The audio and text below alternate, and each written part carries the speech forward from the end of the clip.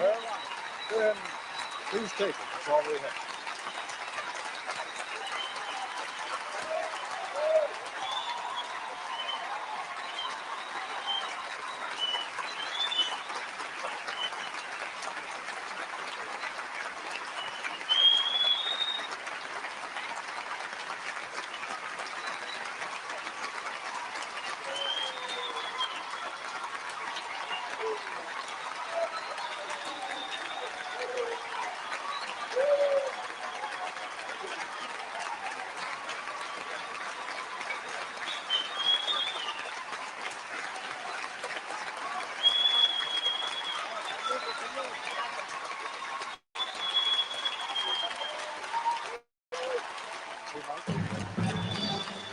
The Copper Report, a town meeting with Nelson Mandela. Mr. Mandela, you're participating in what is a very old and honorable American tradition, the town meeting. And rather than waste any time with my questions, if they don't ask you good ones, I promise I will try to. But I think we have some people out here who have some provocative and perhaps even controversial questions to ask you. And I'd like to begin. Mr. Mandela, you've come to the United States of America. Other than South Africa, probably the most racially divided country in the world. Evidence of that is right here in New York City. We are one of the most racially divided cities in the world. The blood of our children stained the sidewalks of New York. Howard Beach, Benson Hurst, Yusef Hawkins, Michael Griffith, our grandmothers, Eleanor Bumpurs, mothers, Yvonne Smallwood.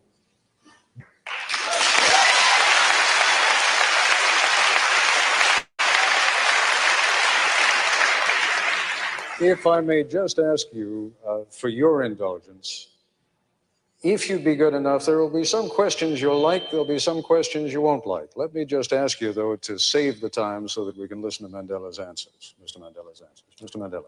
After the rousing welcome I have received here, I do not know whether I am in a mood to think coolly. I have been deeply touched by this warm welcome. But to respond to the question, I must say that the ANC, and in fact the entire, to promote the struggle against apartheid in our country. And I must say to you that we have the support not only of the masses of the people, we have the support of the Congress as well as the government. And I think that it would not be proper for me to delve into the controversial issues which are tearing the society of this country apart. I am sure that the USA has produced competent leaders of all population groups who are able to handle their own affairs very effectively. Let me follow up, if I may, on part of your answer. You say you're sure you have the support of the people, the Congress, and the leadership. By the leadership, you also mean the President of the United States? Are you satisfied that you have his support? Well, I am sure of one thing, that he condemns apartheid as I do. That is enough for us to find further common room with the President. And this is the message that I'm going to put to him when I meet him. And when you say you have the support of Congress, are you satisfied that you have enough votes in Congress to keep sanctions in place? That I cannot say. That lies in the future. But when I address Congress, the main thrust of my speech is that the Congress should support sanctions. Why are you so insistent, Mr. Mandela, and then we'll go to a question at this microphone over here. Why are you so insistent upon maintaining sanctions at a time when it can be argued that the South African government has made more concessions, your release being only one of them, than it has ever made in the past 40 years?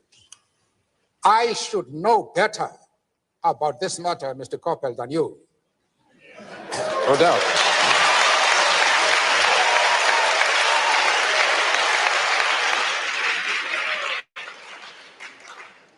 After all, it is the ANC, not the government, that is responsible for the present talks.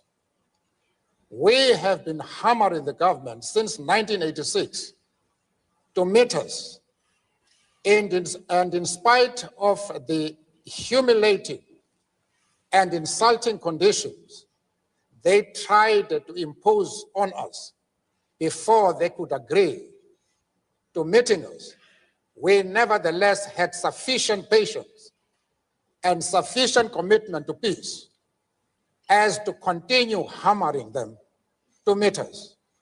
They have eventually done so, but despite the fact that the talks are now on, apartheid is still in place.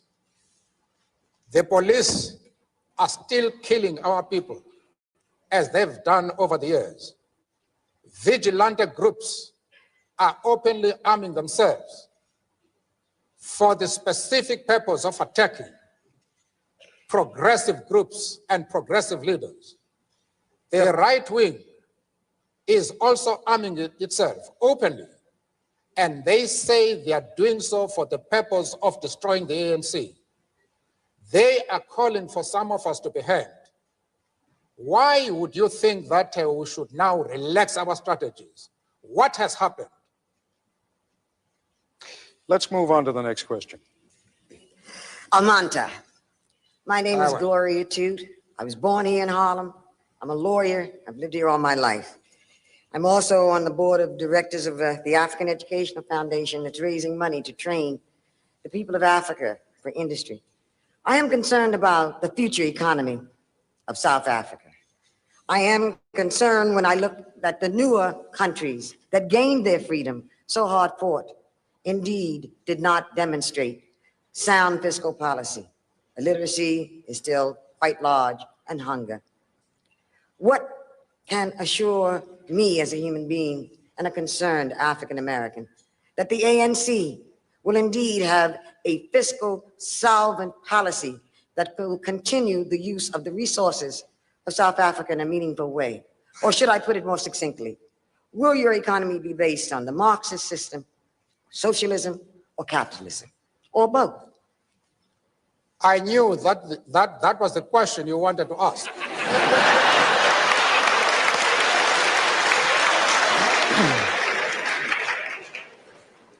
I am happy that you have had the courage to put it directly.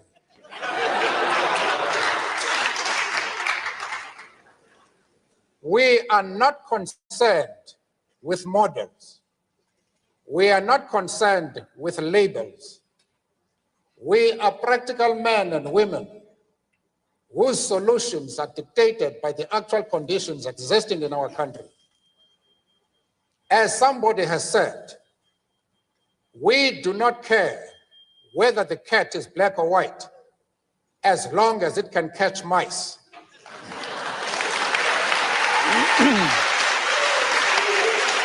If I may... What we want to achieve is a healthy and vibrant economy, which can ensure full employment to our people, maximum production, and the development of social justice. We wanted to rectify the imbalances that exist in our economy. One of the companies, well-known companies in the country, one company owns more than 75% of the shares quoted in the Johannesburg Stock Exchange.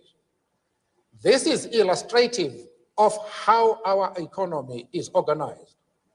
It is more, the resources of the country are monopolized by a white minority, even in that minority by a few individuals, whereas the masses of the people, especially blacks, are left poor,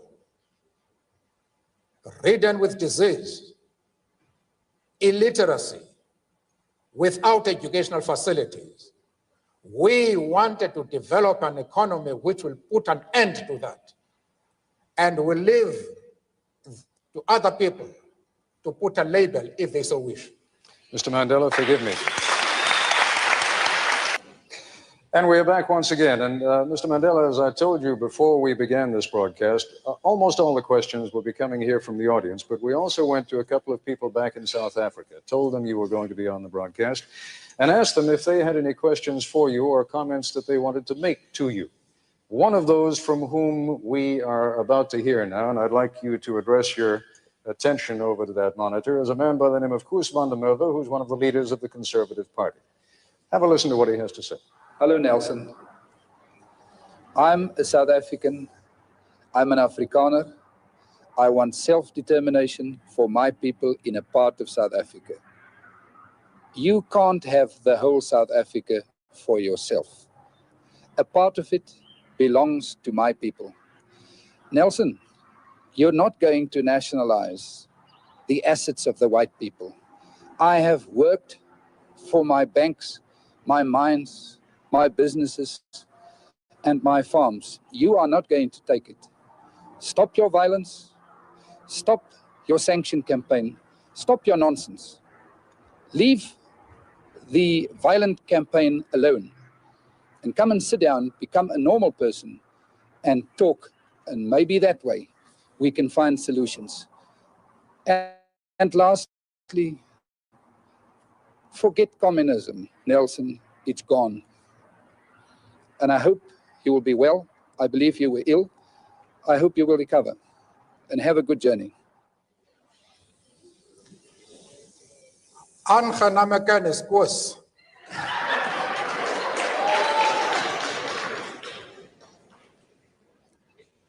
Ek hoop van harte dat eendag ek die geleentheid sal kry om met u te gesels.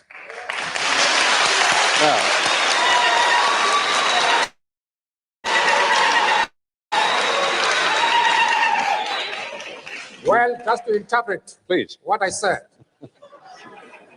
I just wanted to demonstrate that I am bilingual.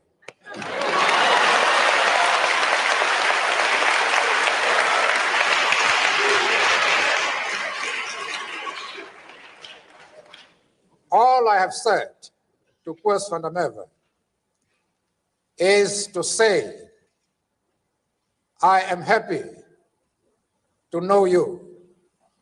I hope that one day we shall have the opportunity to discuss the affairs of our country. That is all. Now, let me pick up, if I may, Mr. Mandela, though, on what Koos van der Merwe had to say. He represents, as you know, a small but significant segment of the white population in South Africa, which is pressuring Mr. de Klerk from that political side of the spectrum. To what degree do you feel any need to help President de Klerk deal with people like Koos van der Merwe? Mr. de Klerk is an independent, resourceful, and flexible leader. He is able on his own to deal with the right wing. The outside world will be making a grave mistake if they think they can do anything whatsoever to help Mr. de Klerk as against the right wing. In fact, for the international community to seek to do anything expressly to help Mr. de Klerk would be the best way of undermining him.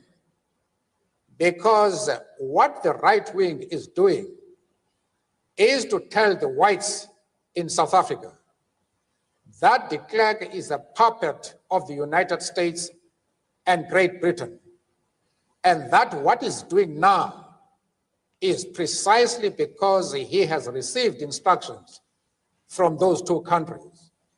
And if now the Western world comes out to say they want to help de Klerk, that is what the right wing exactly wants. You will destroy him. We, the ANC, are the only people who can help him. And we are doing our very best to help him. One of the points we are putting to him is that Mr. de Klerk, if he wants to see the future non-racial South Africa emerging, is to speed up in regard to the negotiating process, that in a year or two, he should be able to extend the vote to all South Africans. He must cease thinking in terms of solutions by seeking a mandate to whites only. He must place himself in a position where he can get the support of the overwhelming majority of the people of South Africa. And if he gives every man and woman, whatever the color of his skin, the right to vote, he will be in an extremely strong position, and there's nothing that the right wing can do. But if he continues, as he is doing at the present moment, still to think of racist solutions, solutions which are seen first and foremost as protecting the rights of the whites, he will go under.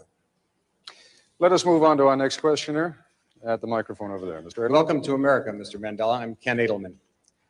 Those of us who share your struggle for human rights and against apartheid have been somewhat disappointed by the models of human rights that you have held up since being released in jail. You've met over the last 6 months 3 times with Yasser Arafat, who you have praised. You have told Gaddafi that you share the view on, and applaud him on his record of human rights and his drive for freedom and peace around the world. And you have praised Fidel Castro as a leader of human rights and said that Cuba was one of the countries that's head and shoulders above all other countries in human rights, despite the fact that documents at the United Nations and elsewhere show that Cuba is one of the worst. I was just wondering, are these your models of leaders of human rights? And if so, would you want a Gaddafi or an Arafat or a Castro to be a future president of South Africa?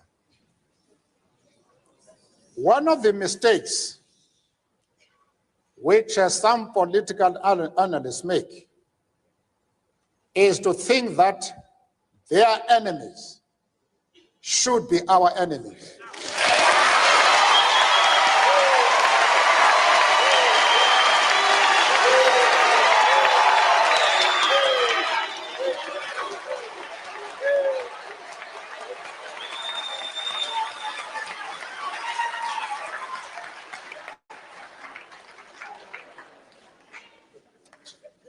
That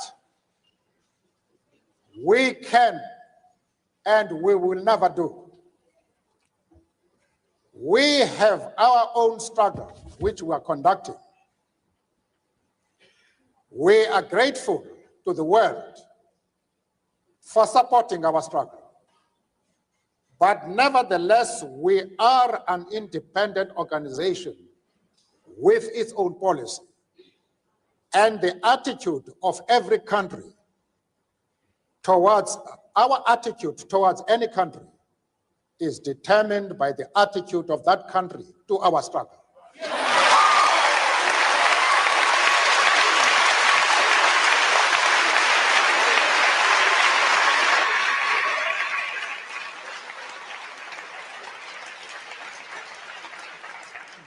Yasser Arafat,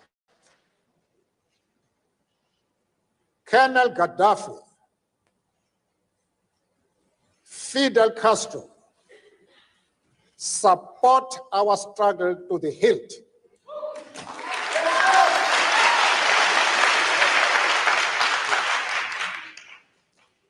There is no reason whatsoever why we should have any hesitation about hailing their commitment to human rights as they are being demanded in South Africa.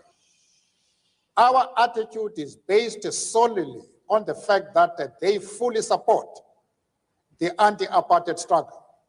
They do not support it only in rhetoric. They are placing resources at our disposal for us to win the struggle.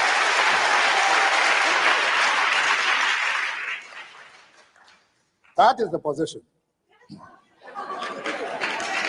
Mr. Mandela, you've said a number of very controversial things in that last response, and I'd like to come back to some of them when we return. But once again, we have to take a quick break. We'll be back in a moment. Thank you. The Couple Report will continue in a moment.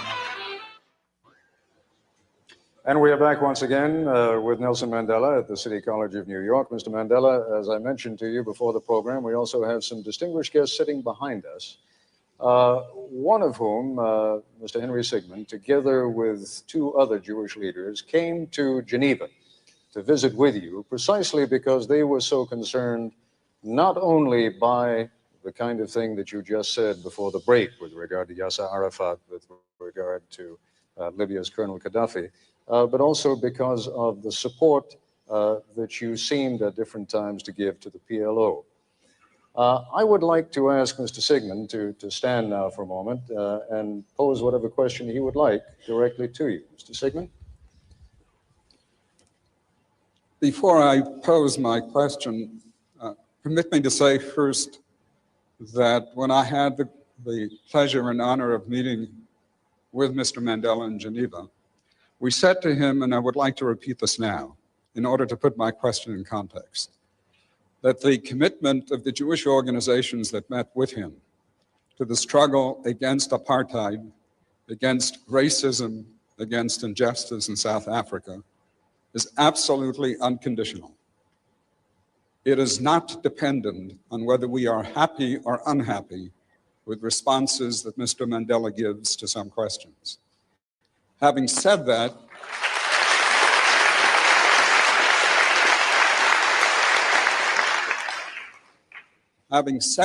I think I would be dishonest if I did not express profound disappointment with the answer that Mr. Mandela gave to the previous question, because it suggests a certain degree of amorality.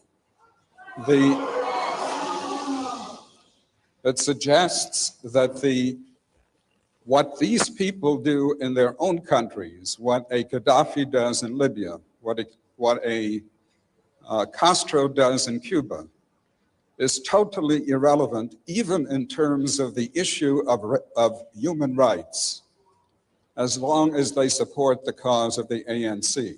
I hope that is not what Mr. Mandela meant, and I would hope that he would clarify that issue further. Mr. Mandela. Firstly, we are a liberation movement which is fully involved in a struggle to emancipate our people from one of the worst racial tyrannies the world has seen. We have no time to be looking into the internal affairs of other countries.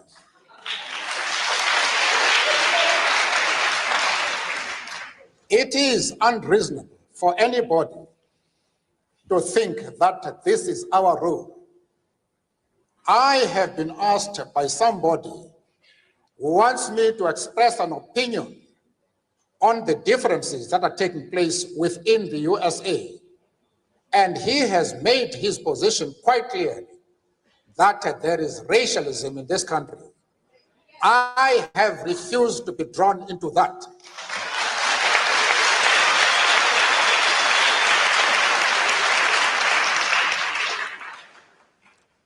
Why should Mr. Sigmund accept my refusal to be withdrawn into the internal affairs of the United States?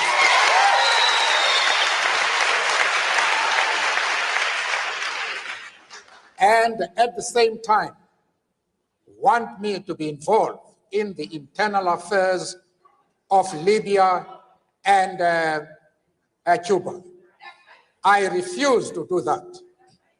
As far as Yasser Arafat is concerned, I explained to Mr. Sigmund that we identify with the PLO because just like ourselves, they are fighting for the right of self-determination.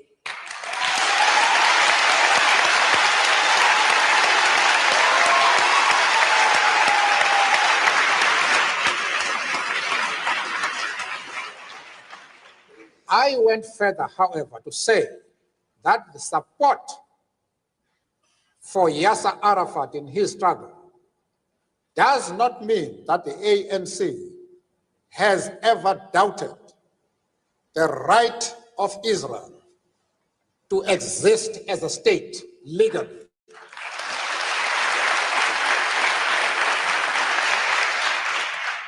We have stood quite openly and firmly for the right of that state to exist within secured borders.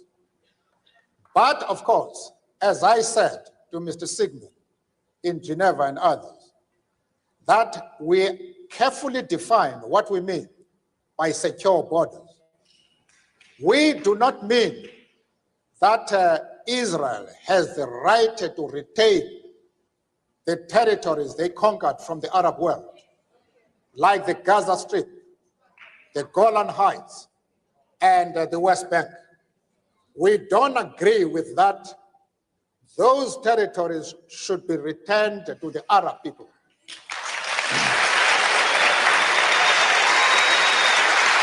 Mr. Mandela. I also explained to Mr. Sigmund and company that in our organization, we have Jews. In fact, Mr. Gaddafi did not allow us to open our offices in Libya precisely because we had the courage to say to him, we work with the Jews in our organization. And he didn't allow us to open an office until February this year, when he had to accept us as we are. We are not prepared to be swayed by anybody. We have an independent policy which we accept no matter with whom we discuss. Mr. Mandela, let's move on to our next question. Welcome. My name is Malcolm Dunn. I'm from Plainfield, New Jersey, and I'm chairman of the United Minority Business Brain Trust of New Jersey and the national chairman of the American Legal Defense Fund for the minority business organizations. I have a question that relates to our participation in business in this country.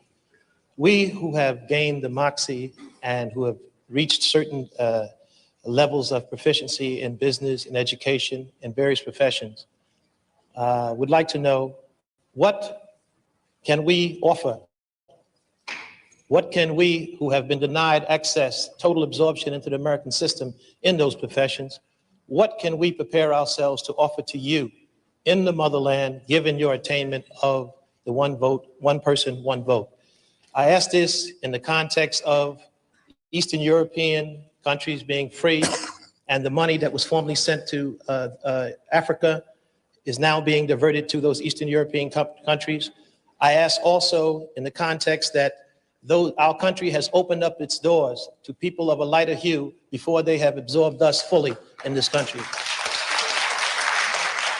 And if you have an answer to my question, please let me know who I can contact after this assemblage to keep up the dialogue. Thank you. The black people of America, of the USA, have a lot to offer the people